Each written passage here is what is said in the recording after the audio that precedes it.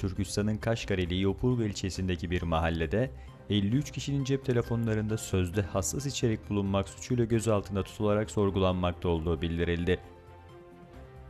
Haber veren kişilere göre tutuklananların çoğu çiftçiler olup onlar Çince bilmedikleri için telefonu yanlış kullanma ihtimali olmasına rağmen cezalandırılıyor.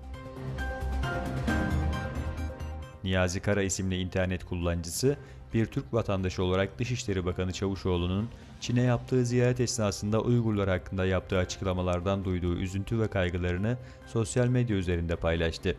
Onun Çavuşoğlu'nun ziyaretini siyasi ve ekonomik açıdan değerlendirdiği yazısında, Doğu Türkistanlı Uygurlara sahip çıkmak Türkiye'yi zayıflatmaz.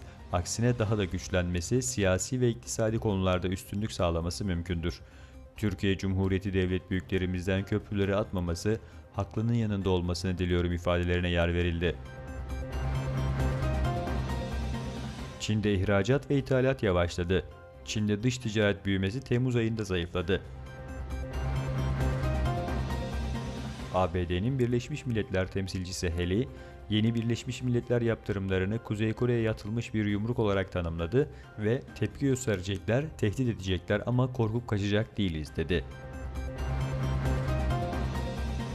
Kırgızistan Başbakanı Türkiye'de. Kırgızistan Başbakanı Cembekov 2 günlük çalışma ziyaretleriyle Türkiye'de bulunuyor. Çin'den Mars simülasyon üssü.